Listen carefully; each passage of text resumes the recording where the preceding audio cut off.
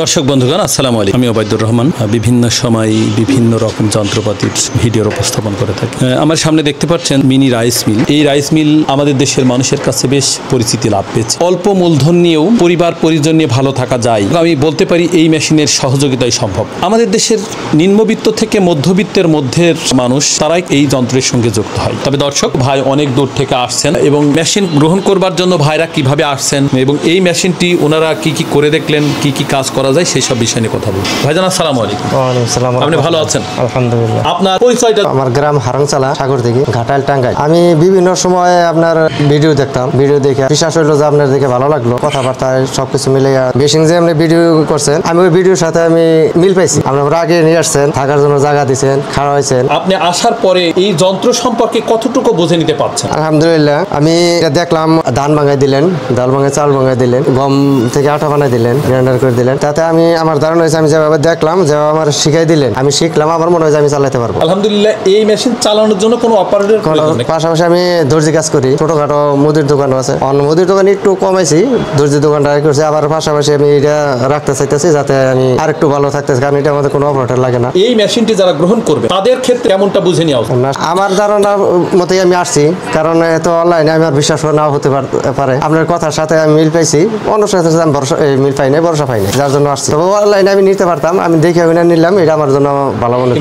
আমি কিন্তু একটা কথা বলি যে আমার মেশিন 100 বলেছি, কেউ যদি 95 প্রমাণ করতে পারে মেশিন। আমি বিন্দুমাত্র আমি পার্থক্য পাই নাই। আপনার পরিচয়? আমার বাড়ি টাঙ্গাইল ডিস্ট্রিক্ট, সখীপুর থানা, কুতুবপুর গ্রাম। রাত 10টার সময় এসে পৌঁছেছি, আপনি আমাদের রিসিভ করে আনছেন, আমাদের এটা অনেক বড় কিছু। তো আসলাম, মেশিন দেখলাম, মেশিন দেখে খুব ভালো। আপনার এখানে শুধু এক মেশিন, অনেক ধরনের মেশিন আছে, যে খড় কাটার মেশিন আছে, পাওয়ার টিলার আছে, আটা মিক্স করা বেকারি বানানোর মেশিন আছে, সব ধরনের মেশিন এখানে পাওয়া যায় ইনশাল্লাহ। এবং কি আপনি যে মেশিনটা আমরা ক্রয় করার জন্য এসেছি সেটাও দেখলাম, দেখে অনেক ভালো লাগলো। আপনি ধান ভাঙিয়ে দিলেন, চাউল গুঁড়ো করে দিলেন এবং গ্যারান্টান করে দিলেন, অনেক সুন্দর। তো আপনার কথা এবং বুন জামার যে কথা মিল পাইছে। আমি দর্শকদের সাথে একটা কথা বলতে চাই, ওবায়দুর রহমান সাহেব আপনি আসলে অনেক ভালো মানুষ এবং কি আপনার কথার সাথে কাজের সাথে অনেকটাই মিল আমরা পাচ্ছি এবং আপনারা পাবেন ইনশাআল্লাহ।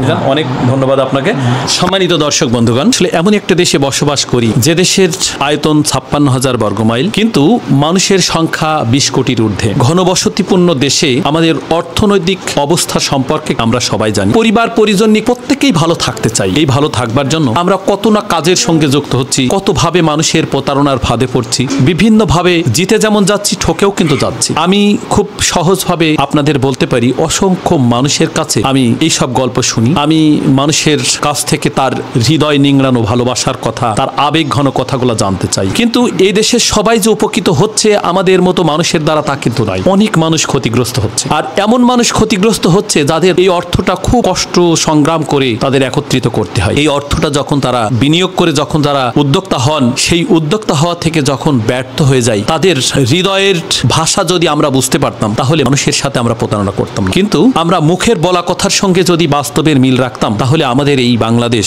অনেক আগেই আমরা সুখী সমৃদ্ধ দেশের তালিকায় নাম লেখাতাম। আমরা প্রত্যেকেই এদেশের প্রত্যেকের জায়গা থেকে ভালো থাকতে পারবো সেই প্রত্যাশা রেখেই আল্লাহ সুবহানাহু ওয়া তাআলার দরবারে লাখো কোটি শুকরিয়া জ্ঞাপন করে আমার যে ভাইরা আসছেন উদ্যোক্তা হতে, ভাইদের জন্য প্রত্যাশা পূরণ হয় সেই দোয়া রেখেই আজকের মতো বিদায় নিচ্ছি। সবাই ভালো থাকবেন, সুস্থ থাকবেন। আসসালামু আলাইকুম ওয়া রাহমাতুল্লাহি ওয়া বারাকাতুহু।